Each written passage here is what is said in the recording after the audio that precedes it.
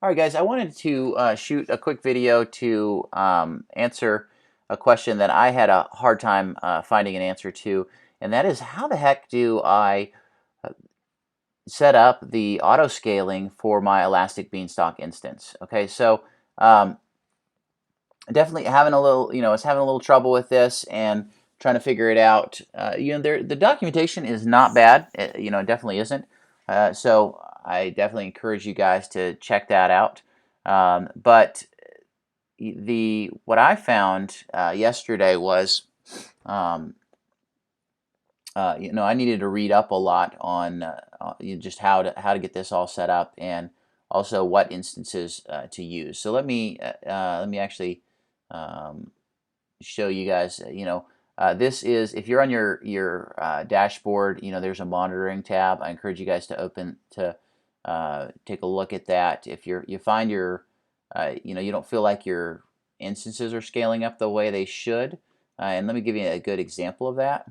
Okay, here yesterday. Okay, um, we had a decent amount of load, and let me actually just pull this back to kind of 1 minute. Oh, sorry, I went to 3 hours. I meant to go to 3 days. All right,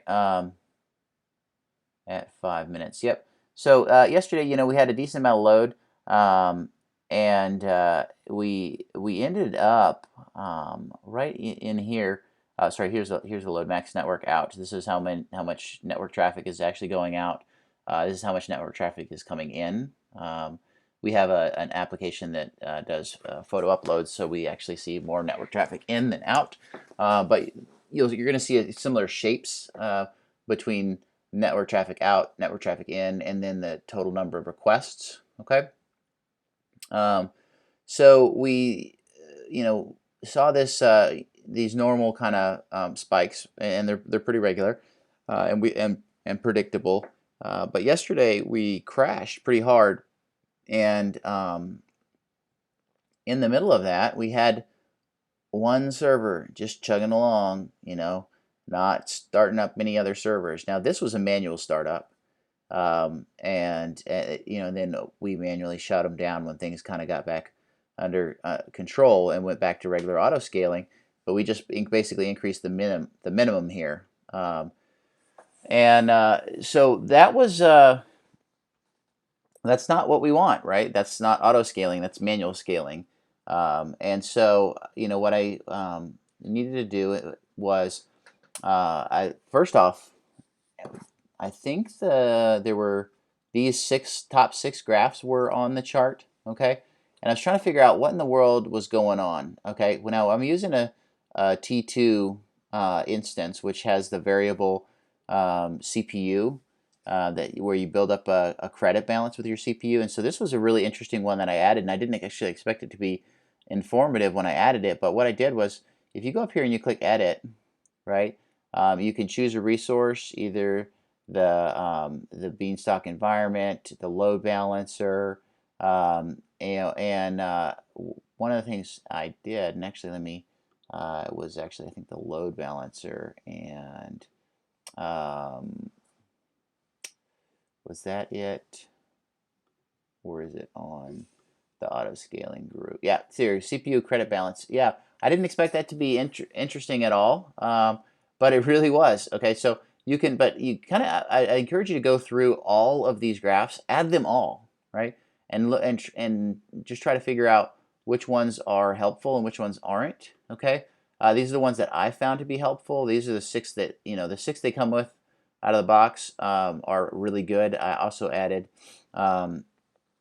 Average estimated ALB active connection count, and this CPU credit balance, and of course how many healthy servers we have running at a time. But anyway, so we're seeing some high CPU utilization, which is a result of us resizing images, and we saw here about the time where we bottomed out. Actually, it was a little bit after the time we were having some network or some server issues, some degradation. Um, then this kind of, I think, was sort of a coffin nail for us. Our credit balance ran out. Okay, and if you don't understand how T2 EC2 instance credit balances work. It's basically like a battery.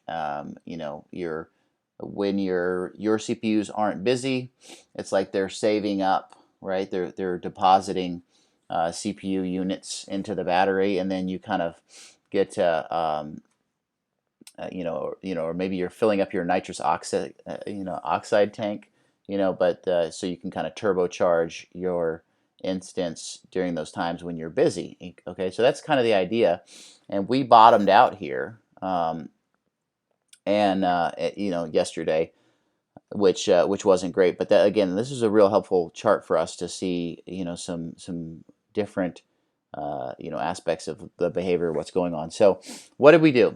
Okay. At first, I was trying to look at average latency, okay, but I noticed it didn't seem to track as well with the overall usage and of I mean, latency is, it seems like a good metric, and I could see going back to it. Obviously when things get slow, you want to you want more servers, but it seems actually maybe a little bit too late to be scaling. Especially we have a Java app, so it takes about 5 minutes for it's running Grails, which runs Spring, so it doesn't start up super fast. So I kind of need to know a little bit before our latency goes high that we've got an issue. So I stuck with the default, which is max network out, okay, which tracks very well with your with how busy you are. You would think that the requests would be good. The problem with requests is requests are tracked, to the cluster as a whole, not to a specific. They're not averaged across the EC2 instances. So it's really not a good metric to use for scaling, because once you're just going to scale up to your max. Once your total number of requests gets above a certain level. So let's say that you've got your instances set from like 1 to 4. Your minimum number of instances is 1, max number of instances is 4, and you say, okay, well, when I get above, when I get above 100 requests, right? Looking at this, 100 requests in 5 minutes, I want to, jump up to the next level. Well, what actually would happen is you get up above 100 requests, and then you go to 2 servers, then you'd go to 3 servers, then you go to 4 servers, because it's counting the total number of requests coming into the whole cluster, not per instance, okay? And you'd sit there at 4 servers until things just slow down, and they don't slow down because of starting more servers, okay? So the sum of requests, and basically your request count, is not a good one. It's definitely better. Max network out is better, because that it does is counted, on average across your different EC2 instances.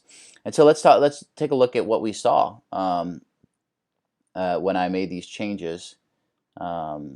So I'm going to look at just the last day. Okay, so we saw yesterday, of course, we just saw a big one, a flat line of a single server. Okay, the other thing I did was you can actually and I'll show this to you in a second, you can actually schedule your instance to auto scale up at a specific time, and then I should say, you can have it change your minimum and maximum numbers automatically at certain times. And so I did do that. I set our auto scaling group to scale up to a minimum of 2, maximum of 4 at 7 a.m. Eastern, and then to set the minimum back to 1 at 5 p.m. Eastern. Well, as it turns out, we got busy enough at looks like, I don't know, 2 a.m. or something like that, that we didn't need to, or that we needed to go ahead and scale up before that sort of timed alarm. But those are sort of our busy times. East Coast is kind of our busy, the workday. East Coast workday is our busy time. So But anyway, so we saw a scale up as a result of um, the network max network out getting, and I set it at I think 600 kilobytes. The default, I believe, was like 6 megabytes. Okay, we never hit that, and we were having trouble. So I set it at 600 kilobytes to scale up, and so we did. And so we sat there at 2 servers. Things ran great.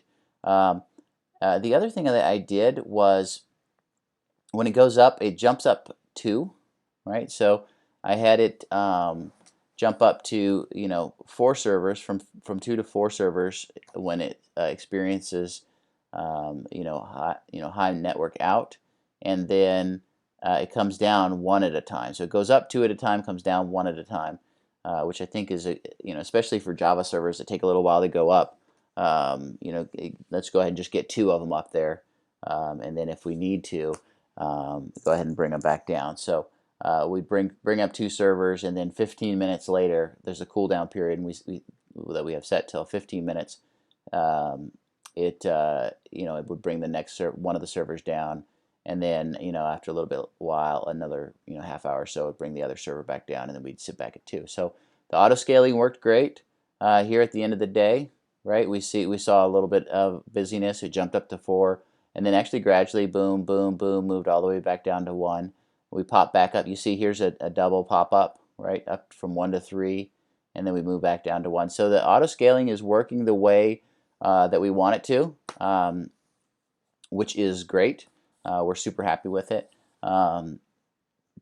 So anyway, I think max network out, and just kind of look at your.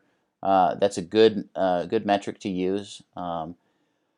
CPU utilization would be good if you have a very, very CPU intensive application. But again, like I said, I think max network in and out tend to be more leading indicators.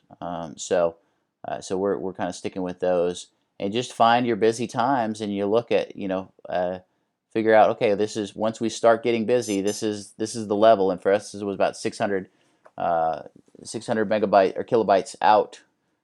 Is an indicator that we needed to scale up. You see my CPU credit balance never actually bottoms all the way out.